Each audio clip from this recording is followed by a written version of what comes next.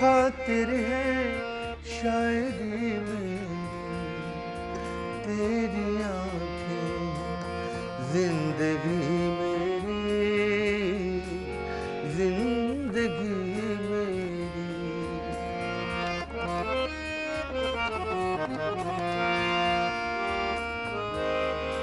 मैं ये समझा बाहर आई है, मैं ये समझा बाहर आई है, तुझ पे जब भी नजर पड़ी मेरी, तेरी आंखें जिंदगी मेरी, तेरी खातिर है शायरी में, तेरी बिस्मिल्लाहिर्रहमानिर्रहीम, अस्सलाम वालेकुम। और अभी आप सुन रहे थे एक बहुत ही प्यारी और दिल को छू लेने वाली गज़ल की ज़िंदगी मेरी और शायरी मेरी तेरे लिए है। तो आप यकीनी तौर पर ये सोच रहे होंगे कि ये हमने नज़म, ये गज़ल आपको, बल्कि गज़ल आपको क्यों सुनवाई है।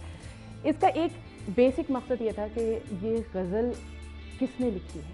तो अब आप सोच रहे होंगे कि किसने लिखी है। बहुत से लोगों को इस गज़ल का बैकग्राउंड पता होगा कि किसने लिखी है और गाई किसने, ये तो आपने सुन ही लिया। तो उसके लिए आप फ़ौरन से पेशतर फ़ोन कीजिए ताकि हमें पता चल सके कि आप ये जानते हैं। और हमारे स्क्रीन पर, बल्कि आपके स्क्रीन पर भी नंबर आ रहे होंगे, उसको फ़ौरन देखिए और डायल कीजिए और बताइए कि ये गज़ल किसने लिखी है। और क्या नहीं पता? अच्छा, तो फिर क्या किया जाए? ठीक है, सही है। अच्छा, तो आप लोगों के बेहद इसरार पे मैं एक पैकेज दिखा रही हूँ ताकि आपको पता चल सके कि ये गज़ल लिखी किसने। तो फिर आइए देखते हैं ताकि आप अंदाज़ा कर सकें। रऊफ सिद्दीकी ने सूबाई वजीर एक्साइज एंड टैक्सेशन का चार्ज संभालते ही सबसे पहले अपनी तवज्जो मनशियात की जानिब मरकूज की। इस सिलसिले में अवामी बेदारी के लिए मनशियात के खिलाफ एक रैली निकाली गई, जिसकी अवामी तौर पर भरपूर पजीराई की गई।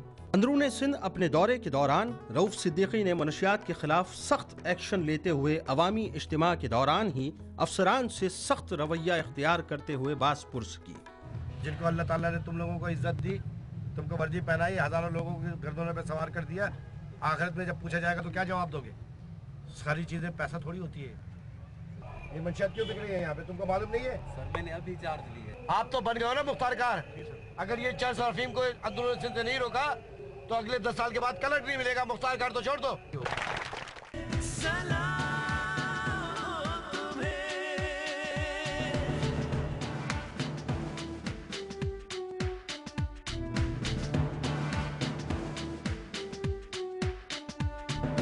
अल्लाह का एहसान है हम जान निसार है, अल्लाह का एहसान है हम जान निसार है, इस मुल्क की आन बान के हम जिम्मेदार हैं, हम जिम्मेदार हैं। आपने देखा ये पैकेज और यकीनी तौर पर आप समझ गए होंगे कि ये गज़ल जो हमने आपको सुनवाई थी वो किसने लिखी थी। और इस मुल्क की आन बान शान के हम जिम्मेदार हैं और इस मुल्क की आन बान शान ऐसे ही लोग हैं। जी हाँ, आज हमारे साथ स्टूडियोज़ में मौजूद हैं वज़ीर सनअत और तिजारत अब्दुर्रऊफ सिद्दीकी साहब। उनको वेलकम टू द शो कहते हैं। अस्सलाम वालेकुम। वालेकुम सलाम। एक तो सबसे पहले आपको बहुत खुशामदीद कि आप हमारे स्टूडियोज़ में आए, और ये कि आपका बहुत शुक्रिया कि आपने अपना इतना हैक्टिक शेड्यूल आपका है और उसके बाद आपने हमारी दरख्वास्त कबूल की और आप हमारे साथ आज मौजूद। नहीं, आपका भी बहुत बहुत शुक्रिया, आपने याद रखा और बुलाया मुझे। असल में आज हमने आपको इस मकसद के लिए बुलाया है अब्दुर्रऊफ सिद्दीकी साहब के, आज हम आपसे कोई सियासत पे बात नहीं करेंगे। आज हम आपसे ये बात नहीं करेंगे कि मुल्क की जो सियासी सूरत हाल है वो क्या चल रही है। आज हम आपसे आपके बारे में बात करेंगे।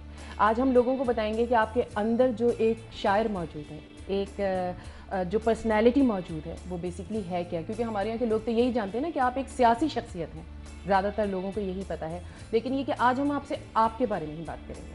हाँ, सही है, आपने जैसे कहा कि आप सियासत के बारे में नहीं पूछेंगी, तो ये ऐसी है जैसे आप किसी परिंदे से ये ना पूछेंगे तो वो उड़ता कैसे है। बिल्कुल आपने सही कहा। लेकिन ये कि बात, लेकिन बहरहाल आपकी जो मर्जी है आप पूछे।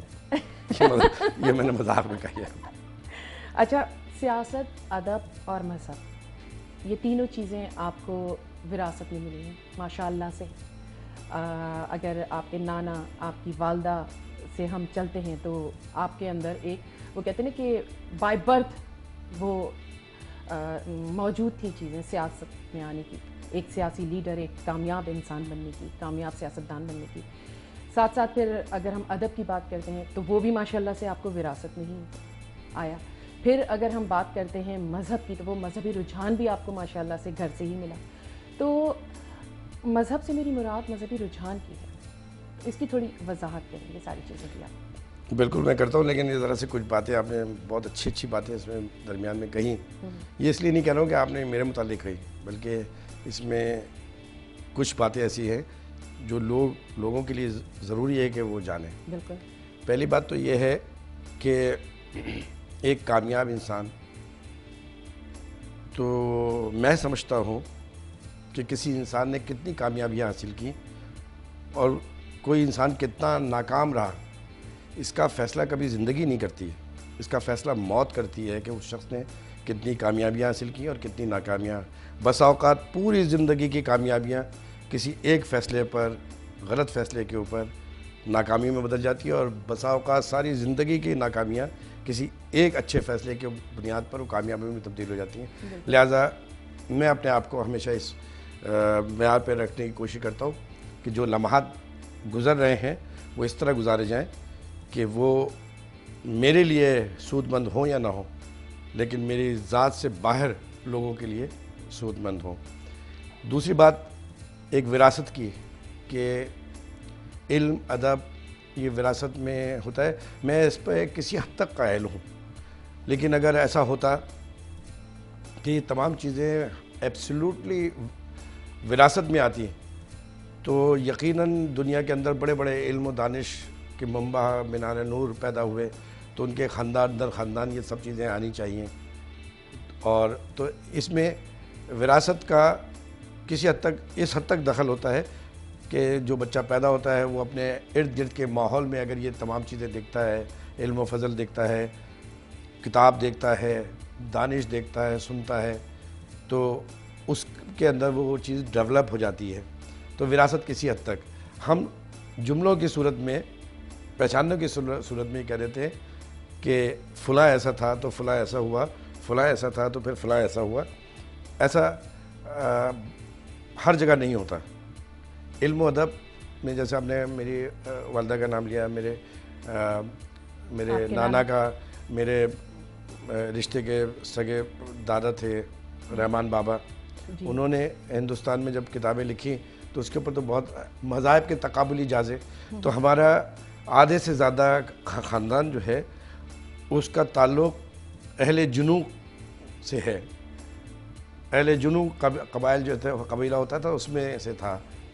तो लिखने लिखाने का, पढ़ने पढ़ाने का ये हमारे पूरे ख़ानदान में आधा ख़ानदान अहले जुनू से ताल्लुक़। मुझे कहा जा रहा है कि मैं एक ब्रेक ले लूँ, तो बहुत माजरत चाहती हूँ मैं, और ब्रेक से वापस आएंगे तो आपकी बात कंटिन्यू करेंगे और साथ साथ आपकी कुछ शायरी से भी हम लोग महसूस होंगे, ताकि अच्छा, हम चाहेंगे कि ये ऐसी शायरी जो कि आप करते हैं मुख्तलिफ़ पैराए में, जो आपने मुख्तलिफ़ अपनी फीलिंग्स शेयर की हैं, तो वो हम ज़रूर सुनना चाहेंगे।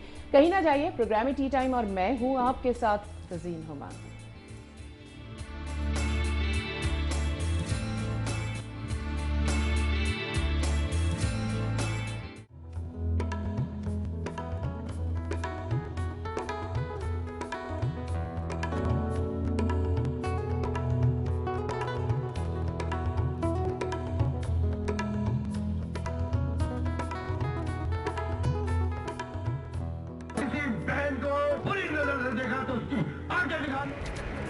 कि 10-10 साल के बच्चे मंशियात के आदी हो चुके। कोई उचक्का, डाकू, बदमाश, क्रिमिनल